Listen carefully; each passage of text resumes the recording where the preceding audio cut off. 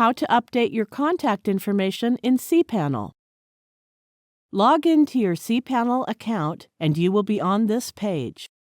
Scroll down to the Preferences section and click Contact Information. Update your existing email address if you wish to update. Make sure it is correct.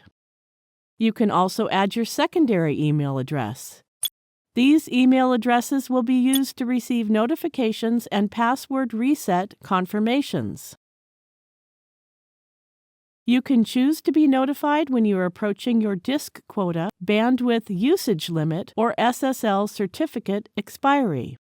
You can also fill in your preferences about notification on auto SSL failures by checking or unchecking the option buttons.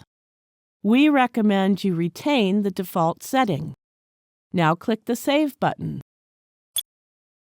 That's it. We have successfully updated the contact information in cPanel.